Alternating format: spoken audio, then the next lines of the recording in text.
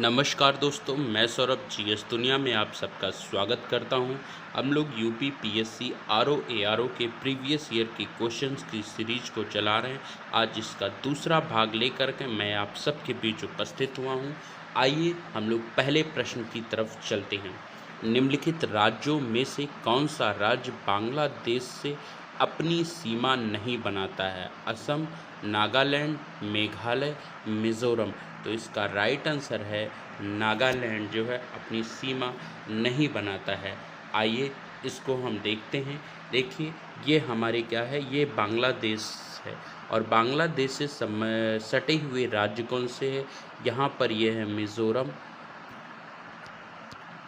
यहाँ पर ये है मिज़ोरम, फिर उसके बाद ये है असम, ये है मेघालय, ये है, ये देख रहे हैं ये वाला जहाँ मैंने डॉट रखा है, ये है मेघालय। और नागालैंड ये है।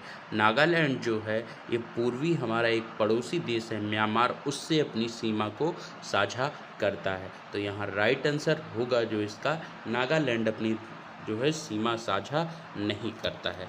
आइए हम लोग नेक्स्ट क्वेश्चन की तरफ चलते हैं और अगले प्रश्न को देखते हैं। अच्छा, एक बात और आपको बता दूं कि इसमें जो हमारे जीएस के पोर्शन है उसका एक अलग सीरीज आएगी, हिंदी के क्वेश्चनों के लिए अलग सीरीज रहेगी और रीजनिंग के जो इसके थोड़े बहुत क्वेश्चन आते हैं उसके लिए हम लोग अलग सीरीज में देखेंगे जो है, ठीक है ना।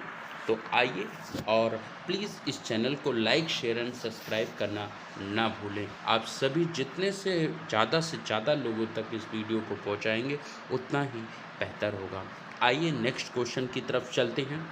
निम्नलिखित राज्यों में से किसमें अधिकतम औसत वार्षिक वर्षा होती है? अरुणाचल प्रदेश, केरल, सिक्किम, जम्मू कश्मीर। तो इसका राइट आंसर है केरल में जो है सबसे अधिक वर्षा होती है। कितनी होती है केरल में वर्षा? तो 355 मिलीमीटर, मिलीमीटर वर्षा जो है औसतन होती है लगभग केरल में। अरुणाचल प्रदेश में कितनी होती है? अरुणाचल प्रदेश में 2781 होती है, 2781 होती है। सिक्किम में 2739 mm होती है और जम्मू कश्मीर में 1011 वर्षा होती है, ठीक है ना। ये बहुत ही इम्पोर्टेंट डाटा है और इस डाटा को याद करना आपको ज़रूरी है। चलिए आइए नेक्स्ट क्वेश्चन की तरफ चलते हैं। निम्नलिखित में किसको रहस्यमयी झील कहा जाता है? जोर पोखरी झील, डोडी ताल झील, रूपकुंड झील, रेड हिल्स झील। तो इसका राइट आंसर है, हम लोग देखते हैं इसका राइट आंसर होगा और रूपकुंड झील। देखिए उत्तराखंड का एक, जो हमारा उत्तराखंड राज्य है वहाँ पर एक चमोली उत्तराखंड राज्य के चमोली ज़िले में चमोली नाम का एक ज़िला है जहाँ पर लगभग 5029 मीटर की ऊंचाई पर रूपकुंड झील स्थित है। और इसकी जो ज़मीन है तलहटी है, इसकी जो एकदम तलहटी थी उसमें सैकड़ों नर कंकाल मिलने थे, तभी से इसको रहस्यमयी झील कहा जाता है जो है। मतलब बहुत सारे नर कंकाल वहाँ पर मिले, इसी के लिए इसको क्या कहते हैं? रहस्यमयी झील कहते हैं। सैकड़ों हजारों जो है इसमें मिले थे। आइए नेक्स्ट क्वेश्चन की तरफ चलते हैं। निम्नलिखित ग्रह युग्मों में कौन से बिना उपग्रह के हैं? मतलब जो ग्रह हैं उसमें से कौन सा बिना उपग्रह का है? तो शुक्र एवं मंगल, बुध एवं मंगल, पृथ्वी एवं बृहस्पति, बुध एवं शुक्र। तो इसका राइट आंसर है, इसके राइट आंसर को हम लोग जानते हैं। देखिए हमारा इसका राइट आंसर होगा यहाँ पर बुध और शुक्र। हमारे पूरे सौर मंडल में दो ही ग्रह ऐसे हैं, दो ग्रह कौन से, बुध और शुक्र ऐसे ग्रह हैं जिसका कोई उपग्रह नहीं है, जिसका कोई उपग्रह नहीं है। जैसे पृथ्वी, पृथ्वी का हम सबको पता है, पृथ्वी पृथ्वी का एक उपग्रह है जिसको हम लोग जानते हैं चंद्रमा के नाम से जानते हैं। दूसरा है मंगल, मंगल जो इसमें दिया है मंगल, मंगल के कितने हैं, दो उपग्रह हैं, दो उपग्रह। और बृहस्पति, बृहस्पति का जो बृहस्पति है, बृहस्पति के कितने उपग्रह हैं, लगभग 95 उपग्रह हैं जो है। ठीक, आइए हम लोग नेक्स्ट क्वेश्चन की तरफ चलते हैं। निम्नलिखित ग्रह युग्मों में कौन से बिना उपग्रह के हैं। ओ, यहाँ पे ये थोड़ा क्वेश्चन की मिस्टेक हो गई है। ये क्वेश्चन गलत हो गया है, तो इस क्वेश्चन को हम लोग छोड़ देते हैं यहाँ पर और आगे क्वेश्चन की तरफ चलते हैं। इसमें अगला है, शुक्ला फांटा वन्य जीव अभयारण्य स्थित है नेपाल में, म्यांमार में, भूटान में, श्रीलंका में। तो इसका राइट आंसर है नेपाल में। यहाँ पे क्या है, शुक्ला फांटा वन्य जीव अभयारण्य नेपाल में स्थित है। ये नेपाल के तराई, एक नेपाल में जो कंचन, कौन है, कंचन, कंचनपुर जिले में, एक नेपाल के कंचनपुर जिले में लगभग 305 वर्ग किलोमीटर में ये फैला है, 5 वर्ग किलोमीटर में ये विस्तृत है। और इसकी स्थापना जो हुई थी, स्थापना जो इसका वर्ष है, इसका इसका स्थापना वर्ष है, इसका स्थापना वर्ष है लगभग 1969 ईस्वी में है। ठीक है ना। और उसको वन्य जीव अभयारण्य में कब शामिल किया गया था, वन्य जीव 1976 में इसको वन्य जीव अभयारण्य में शामिल किया गया था। वन्य जीव अभयारण्य में, वन्य जीव अभयारण्य, अभयारण्य में इसको 1976 में शामिल किया गया था। आइए नेक्स्ट क्वेश्चन की तरफ हम लोग चलते हैं। निम्नलिखित में से कहाँ अंतर्राष्ट्रीय समुद्री संगठन का मुख्यालय स्थित है। लंदन, जिनेवा, पेरिस और रोम। तो इसका राइट आंसर है यहाँ पर क्या है, लंदन। लंदन में क्या है, अंतर्राष्ट्रीय समुद्री संगठन का मुख्यालय स्थित है। इसकी जो स्थापना हुई थी, इसकी स्थापना लगभग 1948 ईस्वी में, 48 ईस्वी में जिनेवा में हुई थी, जिनेवा में हुई थी। और उसके बाद जो है 1959 ईस्वी में क्या हुआ कि लंदन में इन्होंने अपनी पहली बैठक को किया और इसके बाद समुद्री जहाज़ों की निगरानी के लिए जो है यहाँ इसका मुख्यालय लंदन में बनाया गया था, जो है लंदन में इसके मुख्यालय को बनाया गया। आइए नेक्स्ट क्वेश्चन की तरफ चलते हैं। अधोलिखित सागरों में से किसमें तट रेखा नहीं है। जो सागर है उसमें तट रेखा नहीं है, तो कौन सी है, काला सागर, सारगासो सागर, अजो सागर, कैस्पियन सागर। तो इसका राइट आंसर है, देखिए यहाँ पे इसका राइट आंसर होगा सारगैसो सागर में। इसमें क्या है, तट रेखा नहीं है। उत्तरी अटलांटिक महासागर में, उत्तरी अटलांटिक महासागर में ये है। और इसमें जो सारगैसो सागर है, यहाँ पे तटरेखा नहीं है। आइए नेक्स्ट क्वेश्चन की तरफ चलते हैं हम लोग। टैगा वन विशिष्टता है, टैगा वन किसकी विशिष्टता है।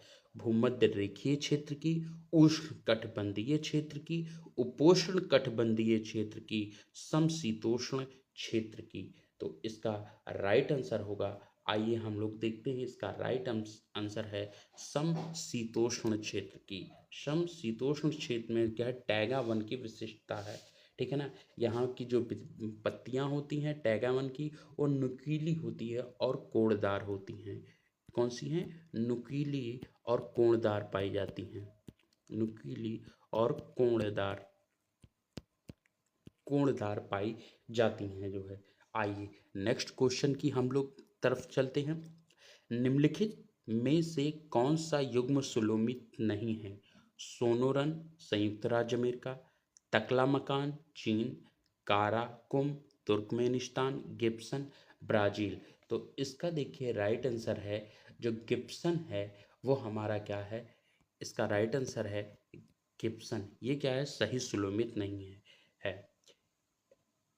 ऑस्ट्रेलिया के लगभग पश्चिम साइड में लगभग 1,56,000 वर्ग किलोमीटर में 1,56,000 वर्ग किलोमीटर में ये क्या है? ये एक मरुस्थल है। ये क्या है? गिब्सन क्या है? एक मरुस्थल है। एक मरुस्थल है जो कि किस में फैला है? 1,56,000 स्क्वायर किलोमीटर में ये फैला है। किसमें? ऑस्ट्रेलिया के पश्चिमी भाग में ये जो है फैला हुआ है। आइए नेक्स्ट क्वेश्चन की तरफ चलते हैं।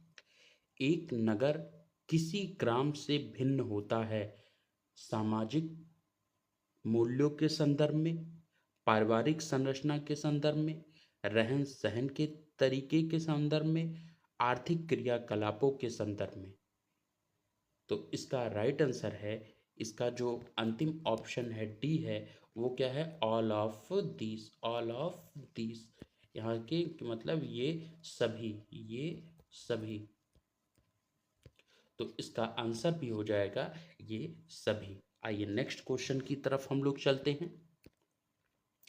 शहरी वृद्धि सूचक है कुल शहरी जनसंख्या में बढ़ोतरी का, शहरी केंद्रों की संख्या में वृद्धि का, देश की कुल जनसंख्या में वृद्धि का, शहरी क्षेत्रों से आय में वृद्धि का। तो इसका राइट आंसर होगा, इसके भी राइट आंसर को हम लोग देखते हैं क्या होगा। पहला है मतलब क्या? कुल शहरी जनसंख्या में बढ़ोतरी का और उसके बाद शहरी केंद्रों में संख्या की वृद्धि का। तो इसका राइट आंसर 1 और 2 होगा। आइए अगले क्वेश्चन की तरफ चलते हैं। वैश्विक तापन के लिए सर्वाधिक उत्तरदायी कैसे हैं? कार्बन डाइऑक्साइड तथा मीथेन, अमोनिक तथा ब्यूटेन, रेडान तथा नाइट्रोजन, ओजोन तथा हाइड्रोजन क्लोराइड। देखिए वैश्विक तापन के लिए सबसे बड़ी मुख्य रूप से उत्तरदायी जो गैस है वो क्या है? कार्बन डाइऑक्साइड और मीथेन। यानी कौन सी है? CO2 है। ये क्या है? CH4 मीथेन है। Chlorofluorocarbon CFC chlorofluoro carbon. ये जो वैश्विक तापन के लिए सबसे ज़्यादा उत्तरदायी है। आइए नेक्स्ट क्वेश्चन की तरफ चलते हैं। पर्यावरण अनुकूल उपभोक्ता उत्पादों को चिन्हित करने के लिए सरकार ने आरंभ किया Agmark, Ecomark, ISI mark, water mark. तो देखिए जो पर्यावरण के अनुकूल उपभोक्ताओं के लिए है सरकार ने इको मार्क को जो है किया। और इसकी जो पहचान हुई है, इस उद्देश्य को जो मनाया गया अपनाया गया है, ये 1991 में इसको अपनाया गया था। इस उद्देश्य को मनाया गया और इसको प्रमुख एजेंसियों के द्वारा इसकी जो है जांच की जाती है। ठीक, तो आइए अगले प्रश्न की तरफ चलते हैं। नगरीय अवस्था में निम्न में से कौन सा एक सम्मिलित नहीं है? पेयजल, आसवन, स्वच्छता, परिवहन। तो इसका राइट आंसर होगा यहाँ सम्मिलित नहीं है स्वच्छता। यहाँ जो है स्वच्छता से इसका संबंध नहीं होगा। आइए नेक्स्ट क्वेश्चन की तरफ चलते हैं। निम्नलिखित में से कौन सा एक राज्य सर्वाधिक नगरीकृत है? गुजरात, कर्नाटक, महाराष्ट्र, गोवा। तो भारत का जो है सर्वाधिक नगरीकृत राज्य है वो कौन सा है? गोवा है। लगभग यहाँ नगरीकरण जो जनसंख्या है 62.17% है। ये नगरीकृत जनसंख्या है जो है। आइए नेक्स्ट क्वेश्चन। निम्न में से कौन सा पर्यावरण संतुलन की संरक्षण से संबंधित है? वन नीति, पर्यावरण अधिनियम 1986, औद्योगिक नीति, शिक्षा नीति। तो इस जो प्रश्न का उत्तर है ये चारों जो है इसका ऑप्शन है यहाँ पे, इसका ऑप्शन है ये सभी। तो ये सभी जो है ये इससे संबंधित हैं। इसका राइट आंसर ये है। पर्यावरण से संबंधित वन नीति भी है और पर्यावरण अधिनियम भी आया, औद्योगिक शिक्षा नीति भी है। आइए नेक्स्ट क्वेश्चन की तरफ चलते हैं। प्रत्येक वर्ष प्रदान किए जाने वाले इंदिरा गांधी पर्यावरण पुरस्कार का आधार होता है पर्यावरण के क्षेत्र में सार्थक योगदान, वन रोपण के क्षेत्र में उत्कृष्ट योगदान, बंजर भूमि के विकास में उत्कृष्ट योगदान या वन्य जीवों के संरक्षण एवं अनुसंधान के क्षेत्र में अनुकरणीय कार्य। तो इसका राइट आंसर होगा यहाँ पर जो है पर्यावरण के क्षेत्र में सार्थक योगदान। पर्यावरण के क्षेत्र में जो सार्थक योगदान है इसको सबसे पहले करेंगे और इसकी जो शुरुआत हुई थी वो 1987 से 1987 से हुई थी। आइए नेक्स्ट क्वेश्चन की तरफ चलते हैं। निम्नलिखित औद्योगिक देशों के समूह में से किसने क्योटो प्रोटोकॉल को स्वीकार नहीं किया? भारत तथा चीन, संयुक्त राज्य अमेरिका तथा ऑस्ट्रेलिया, फ्रांस तथा चीन, यूनाइटेड किंगडम तथा फ्रांस। तो जो क्योटो प्रोटोकॉल हुआ था उसको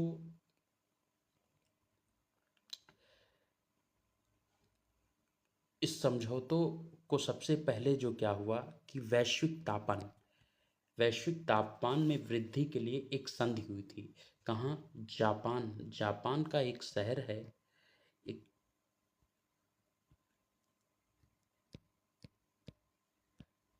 जापान का एक शहर है क्योटो। जापान के एक शहर क्योटो में ये लग सन 1997 में यहाँ पर एक वैश्विक जो तापमान वृद्धि हो रही उसको समझौते के लिए हुआ कि तापमान में कमी की जाए, किस प्रकार से सभी तो इस पे एक समझौता हुआ और लगभग 16 मार्च 1998 तक यह हस्ताक्षर के लिए खुला था। सभी लोग इस पे हस्ताक्षर करें, लेकिन अमेरिका और ऑस्ट्रेलिया जो ऐसे जो दो देश हैं इन्होंने इस पे क्या किया? हस्ताक्षर नहीं किया था। अमेरिका और ऑस्ट्रेलिया ने इस पे हस्ताक्षर नहीं किया।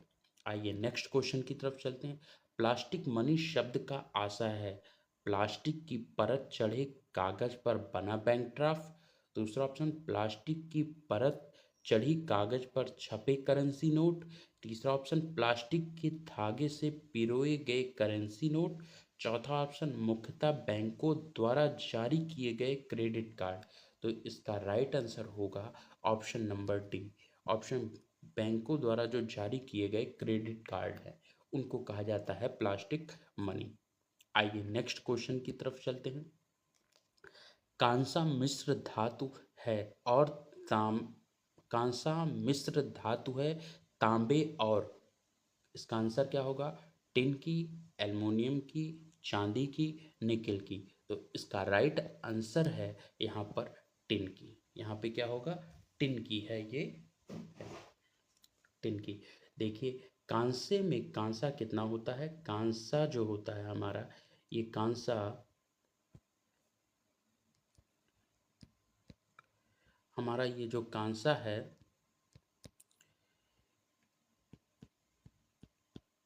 कांसा लगभग 88% होता है और इसमें जो टिन है ये टिन है 12% मिला रहता है, 12% होता है। आइए नेक्स्ट क्वेश्चन की तरफ चलते हैं। निम्नलिखित धातु में से कौन स्वतंत्र अवस्था में पाई जाती है? सोना, एल्युमिनियम, क्रोमियम, जस्ता। तो इसका राइट आंसर है स्वतंत्र अवस्था में पाई जाती है सोना। जो सोना धातु है वो क्या करती है? स्वतंत्र अवस्था में पाई जाती है। ठीक है ना। आइए नेक्स्ट क्वेश्चन की तरफ हम लोग चलते हैं। गैसोहाल एक मिश्रण है गैसोलीन और मेथनॉल का, गैसोलीन और एथनॉल का, गैसोलीन और प्रोपेनॉल का, मेथनॉल और एथनॉल का। तो इसका राइट आंसर होगा यहाँ पर क्या है, गैसोहॉल जो ईंधन है वो एथनॉल तथा गैसोलीन, एथनॉल तथा गैसोनॉल का मिश्रण है। इसमें जो एथनॉल होता है वो 10% है और जो गैसोलीन है वो कितना होता है, 90% होता है। ये क्या होता है, एथेनॉल। ये हो गया एथेनॉल और ये क्या हो गया, ये गैसोहॉल। क्या हो गया, ये गैसोलिन, गैसोलिन होती है इसमें। ठीक है ना। आइए हम लोग नेक्स्ट क्वेश्चन की तरफ चलते हैं। मीथेन निम्नलिखित में से किसके वायुमंडल में उपस्थित होता है, चंद्रमा, सूर्य, बुध, बृहस्पति। इसका राइट आंसर होगा बृहस्पति। क्यों, बृहस्पति के वायुमंडल में हल्की गैसें होती हैं जैसे हाइड्रोजन, उसके बाद क्या है, हीलियम, हीलियम, मीथेन, मीथेन होती हैं। कौन सी है, मीथेन, और अमोनिया, अमोनिया गैसें जो है यहाँ पर पाई जाती हैं, यहाँ पर अमोनिया गैसें पाई जाती है। और बृहस्पति सौरमंडल का सबसे बड़ा ग्रह है, ये आपको जानकारी होगी। आइए नेक्स्ट क्वेश्चन की तरफ चलते हैं। अधोलिखित युग्मों में से कौन सा सुमेलित नहीं है, पायरीन, अग्निशामक, सल्फर डाइऑक्साइड, अम्ल वर्षा, फ्रेयॉन, प्रशीतक, फ्लोरीन, फ्लोरीन युक्त बहुलक।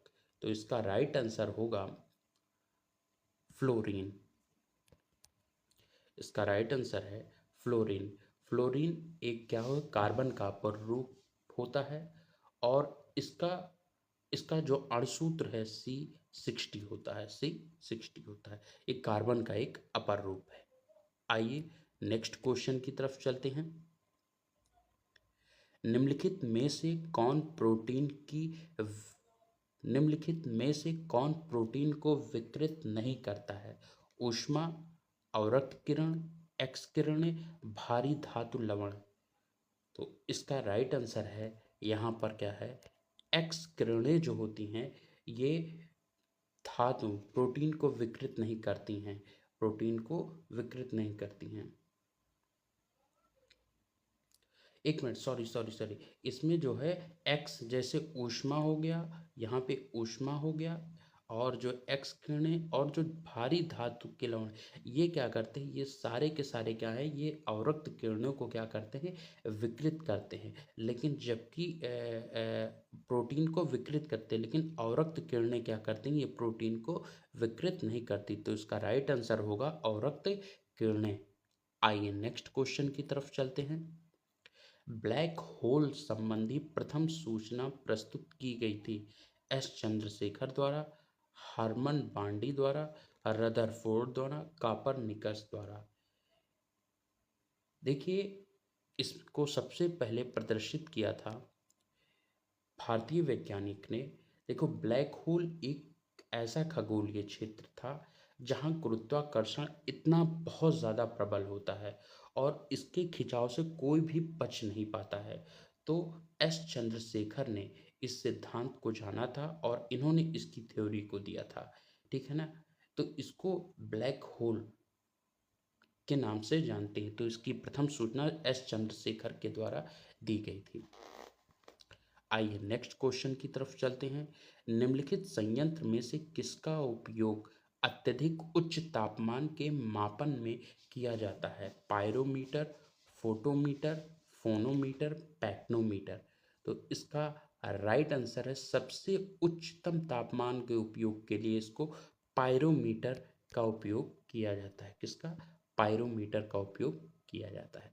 आइए नेक्स्ट क्वेश्चन, और आज का अंतिम प्रश्न है। इस अंतिम प्रश्न के साथ हमारे ये लेक्चर समाप्त हो गए। निम्नलिखित वैज्ञानिकों में से किसने नवीन सापेक्षता सिद्धांत प्रतिपादित किया था, JB Narlikar, M S Krishnan, S Chandrasekhar, B D Nag Chaudhuri. तो इसमें जेबी इसका राइट आंसर है। जो जेबी नार्लिकर है, इन्होंने क्या नवीन सापेक्षता का सिद्धांत प्रतिपादित किया था। ठीक है, तो यहाँ पे ये हमारा सेकंड जो पार्ट है ये समाप्त होता है। इसके अभी और भी पार्ट आने बाकी हैं और सारी सीरीज चलती रहेगी। तो प्लीज़ इस चैनल को लाइक, शेयर एंड सब्सक्राइब करना आप लोग ना भूलें, और जितने से ज़्यादा ग्रुप हैं वहाँ पर इसको क्या करें, लोगों को सब्सक्राइब करें एंड शेयर करने के लिए बोले, ताकि सभी लोग इस वीडियो का लाभ उठा सकें जो है। Thank you.